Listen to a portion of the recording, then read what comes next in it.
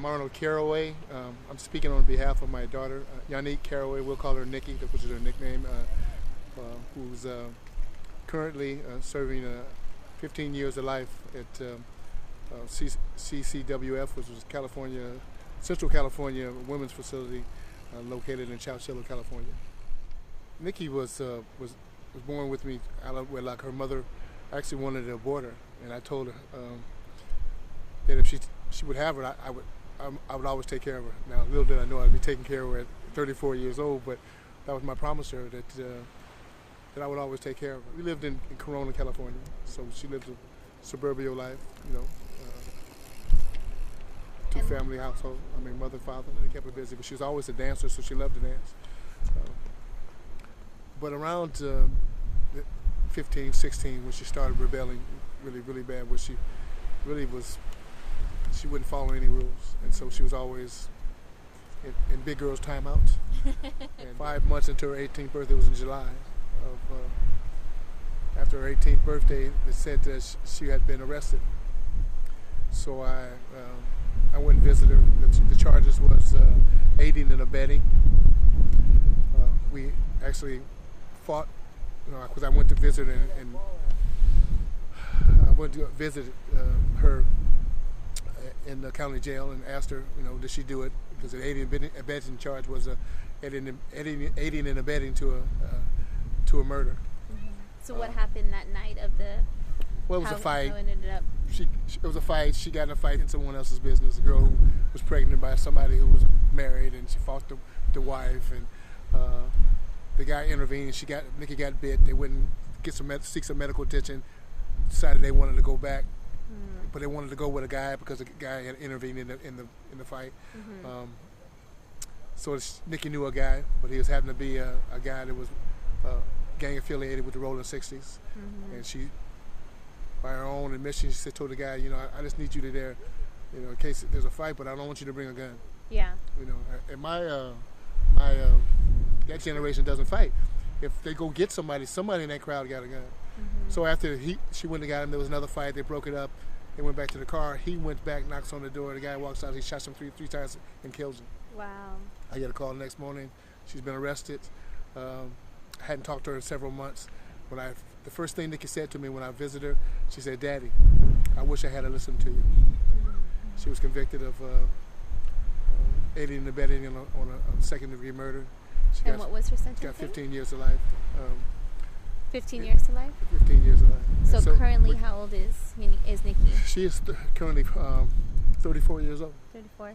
So, it was sad, but ironically, the judge said he didn't want to give her the time, but they had mandatory sentences, mm-hmm. And so she got the mandatory.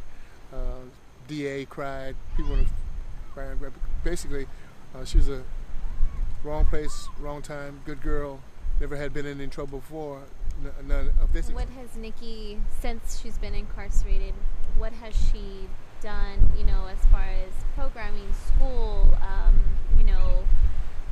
dance and different activities? Well, recently she completed a BA.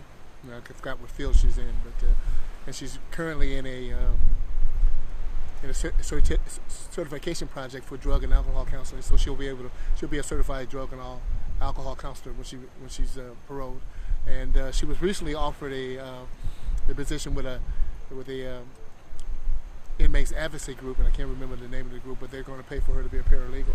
This is when she's released. It's when she's released. Uh-huh. So she's already has opportunities. After knowing what you know now, what would be the advice you'd give her? I don't know if the younger Nikki would listen to me. I think it's not. I think the younger Nikki, if she knew like she knew now, wouldn't be in the position. Yeah. She would understand, because Nikki always thought everybody was her friend, and I would tell everybody, Nikki, everybody's not your friend. You have a lot of associates, mm-hmm. but everybody's not your friend. Oh, my friend, this, daddy, my friend. That's not you're associated to you. You might know them, but they're not your friend. But she found out that the people that are really close to her was her family, because the definition of insanity is doing the same thing over and over again and expecting to change. It's not going to happen. Mm-hmm. So I think she's learned how to recognize the thing that triggered her anger and got her to where she's at, and enable her to to express that, to be able to harness that, and then being able to share with others how she got where she's at, and the changes she needed to make to get out of where she's at and make a difference in society.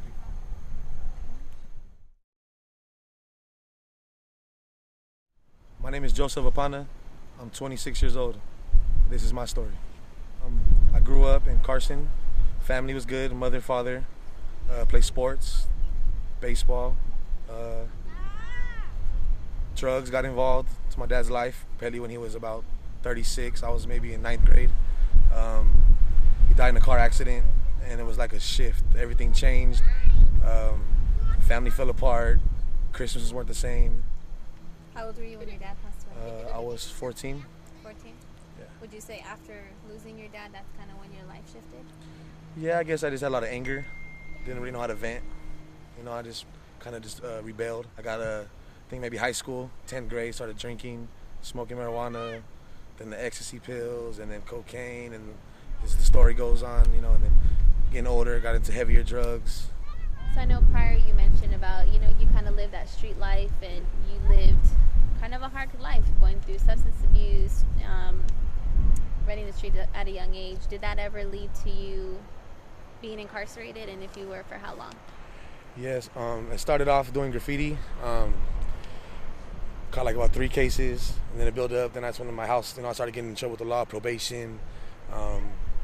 And then 2011, I got into a fight at the liquor store.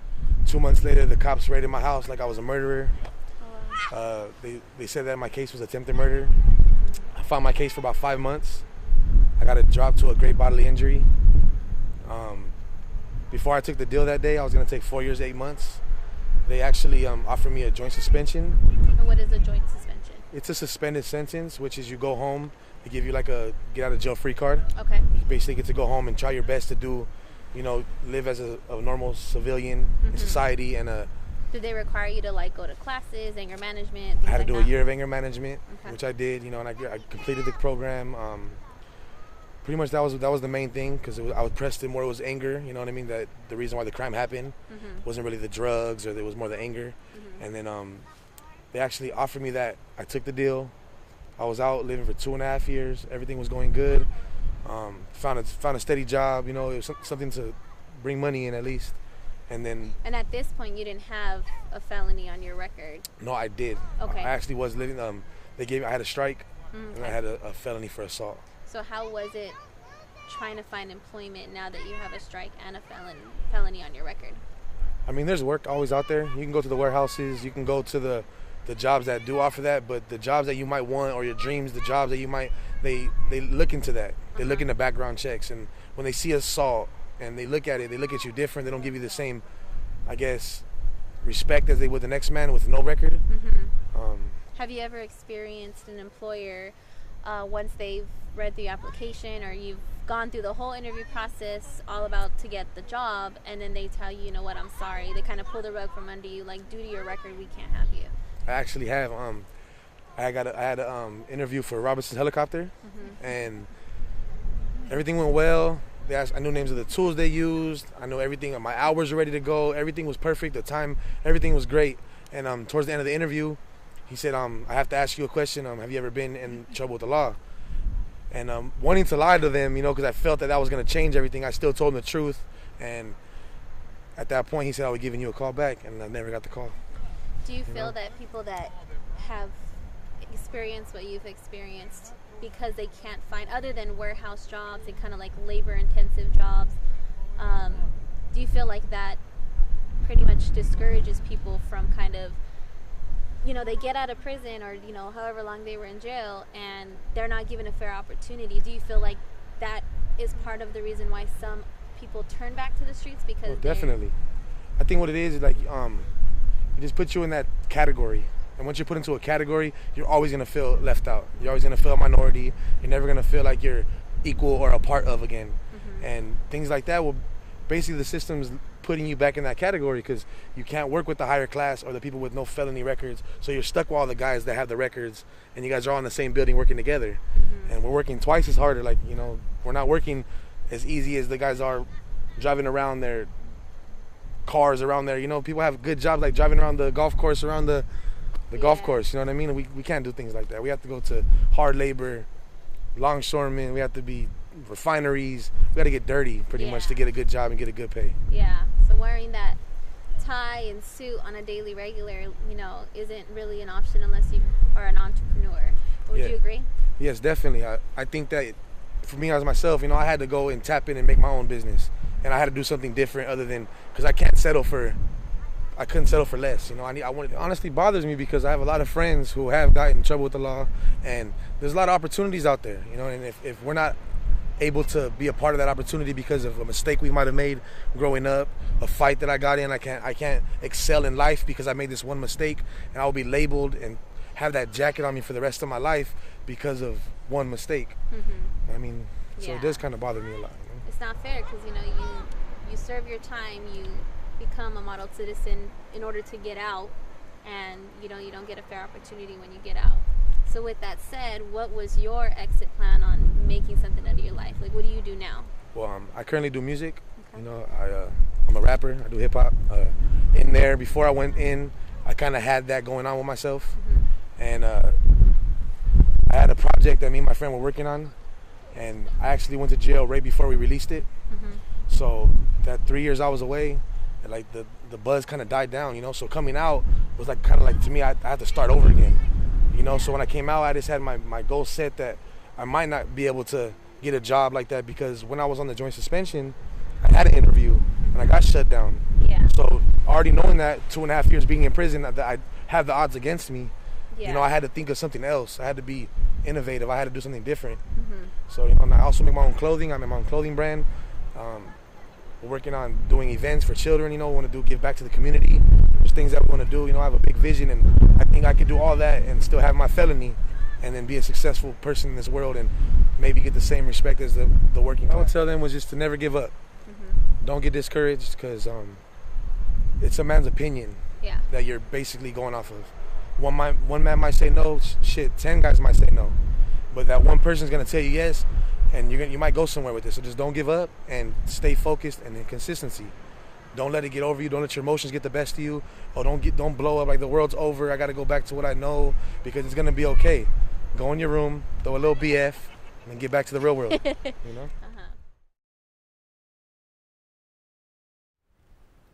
My name's Amaro Anthony Espino. Grew out of Wilmington, California. Was born in San Pedro. Don't tell me how I ended up in Wilmington, but I did. Had a great time, had a good childhood, and I've been blessed with God all my life. Beautiful parents, father, mother, children, wife, blessed with a beautiful wife. Gangs, in the gangs, it was in that time when I was running the streets, I'm sure a lot of people heard of Avalon. Used to be going a lot, cruising and everything, but there was all neighborhood gang violence. Wilmington, San Pedro, Harbor City, we were really going at it. And there's places where, you know, you had to go down with the neighborhood, and you had to watch what you do around the neighborhood. You show any weakness, you're dead. So it's like you always had to watch your back. My life with my kids was drug infested. At that time, it was PCP. Never smoked a lot of weed. Drank a lot of beer. Okay, eventually I got into drug dealing. I got into it pretty heavy, to where I started going to jail, in and out of jail, a lot of times out of jail.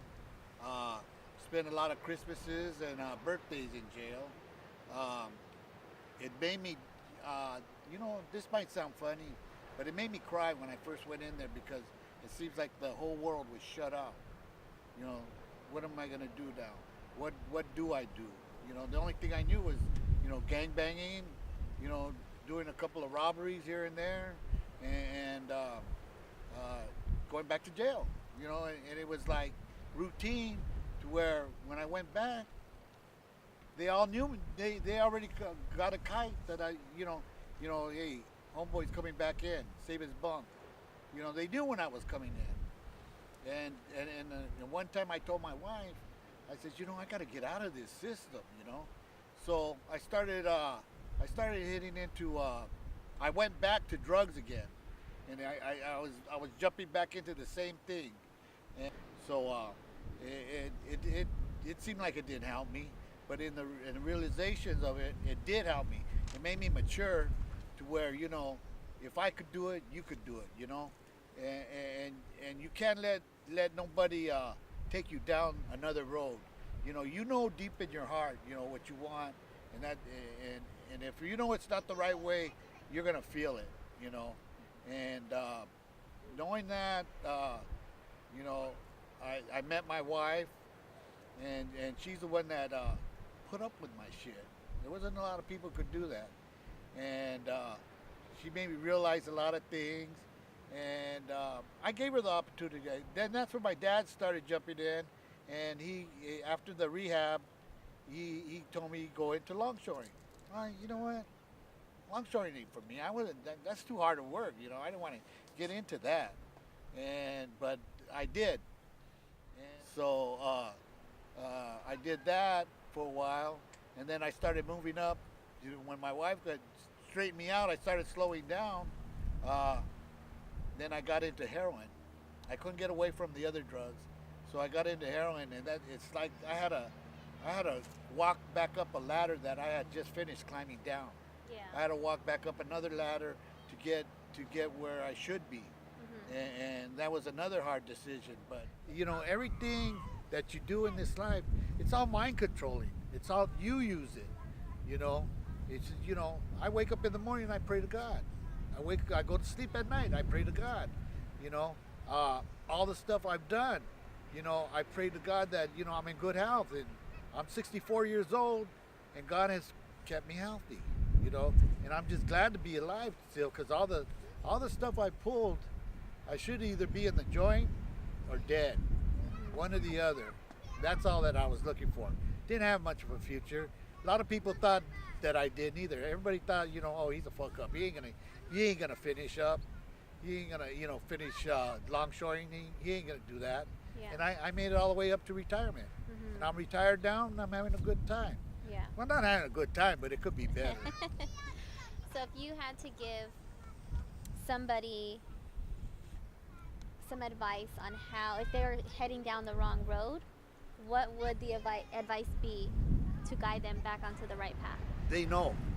They've already gone down that road before. They know the road already. And when it's getting bumpy, it's time to get to a smooth road and get to where the road's smoother. They'll know it. They don't. If they don't, all I got to say is shame on you. Yeah. You did this. You can't blame your mom. You can't blame your family. You can't blame anybody. You blame yourself. You make this life what you want to make it, and you could do that. That's the way God put us down here for. It could be done, but you got to want it.